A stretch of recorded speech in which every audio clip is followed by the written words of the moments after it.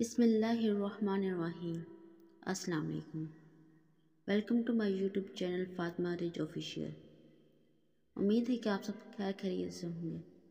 اللہ پاک ہم سب کا حامی و ناصر ہو، آمین۔ روزہ دار کی خوشیاں۔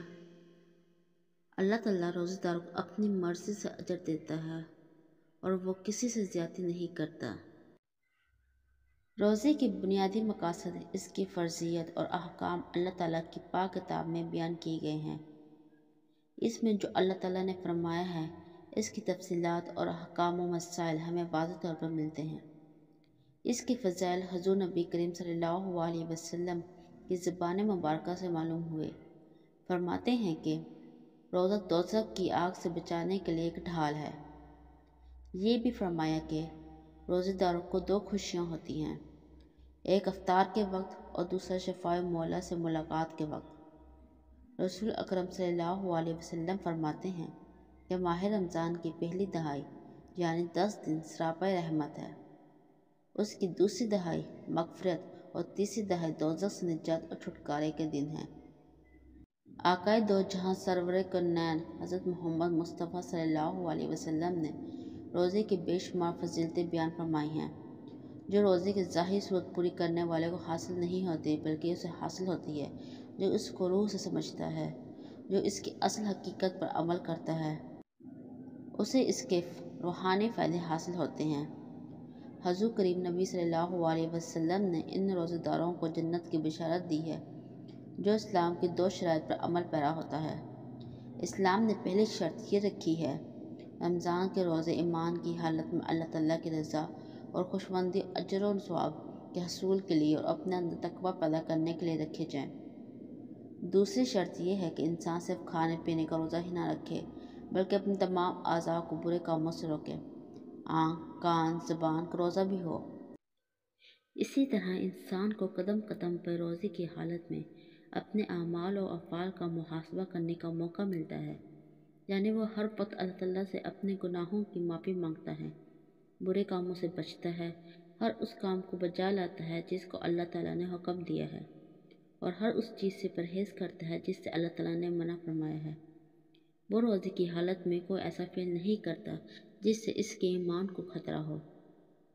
جو شخص ان دو شرائط کو پورا کرتا ہے، اللہ تعالیٰ کی طرف سے اس کے لیے خوشخبری ہے کہ اللہ کے پیارے محبوب سرور انبیاء حضرت محمد مصطفیٰ صلی اللہ علیہ وسلم نے فرمایا، آدمی کا ہر نیک عمل کا ثواب اللہ تعالیٰ کی طرف سے 10 گنا سے 700 گنا تک دیا جاتا ہے، لیکن روزے کی بات الگ ہے۔ اس کے بارے میں اللہ کریم فرماتے ہیں کہ روزہ خاص میرے لیے ہے اور میں ہی اس کا اجر جتنا چاہوں گا دوں گا، اور جس شخص نے ان شرائط کی پاسداری نہ کی اور اللہ تعالیٰ اور پیارے رسول صلی اللہ علیہ وسلم کے احکامات کو کہ جو شخص روزہ رکھ کر بھی جھوٹ اور غلط کاری کو نہ چھوڑے تو اللہ تعالیٰ کو اس سے غرض نہیں کہ وہ اپنا کھانا پینا چھوڑ دے۔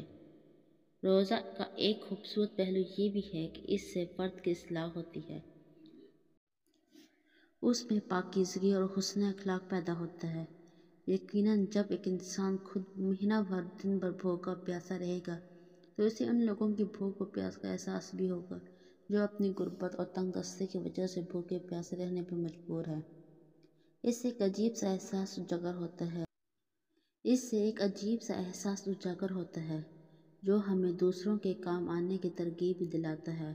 دوسرا یہ کہ زیادہ اور بے وقت کھانے سے افراد اور معاشرے میں جو بیماریاں پھیلتی ہیں ان سے بھی انسان محفوظ رہتا ہے۔ تیسرا یہ کہ ایک ہی وقت میں ایک ہی علاقے میں جب بہت سے لوگ اللہ تعالیٰ کی بارگاہ میں حاضر ہوں تو ان میں محبت بڑھے گی۔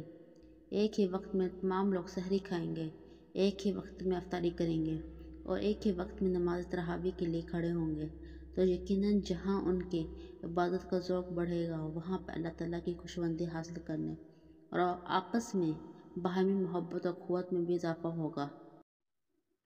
چوتھا یہ کہ رمضان کے اختتام پر صدقہ فطرانہ کی ادائیگی سے بے شمار غریبوں اور سفید پوشوں جو کسی کے آگے ہاتھ نہیں پھیلاتے ان کی مالی مدد ہوگی، اور وہ بھی ان لوگوں کی طرح آپس میں خوشیاں بانٹیں گے جس طرح دوسرے لوگ آپس میں خوشیاں بانٹتے ہیں۔ اسلام کی تمام عبادتوں میں صرف روزہ ہی ایسی عبادت ہے جس میں انسان اللہ تعالیٰ کی ایک صفت کی نقل کرتا ہے گویا وہ اللہ تعالیٰ کی ایک صفت پر عمل کرتا ہے۔ اگر یہ نقطہ محلول سے کھاتا رہے تو اللہ تعالیٰ اسے دن بھر یاد رہے گا، اور بے شک اللہ کریم کو یاد کرنا ہی سب سے بڑی اور افضل عبادت ہے۔ اس کے ساتھ ساتھ روزہ انسان کو گناہوں سے بھی محفوظ رکھتا ہے اور بہت سے گناہوں کا کفارہ بھی ہے۔ اللہ تعالیٰ سے دعا ہے کہ وہ ہمیں رمضان مبارک کی سعادت بار بار نصیب فرمائے اور اس میں گناہوں سے بچنے اور اپنے نفس کی اصلاح کرنے کی توفیق عطا فرمائے۔ آمین۔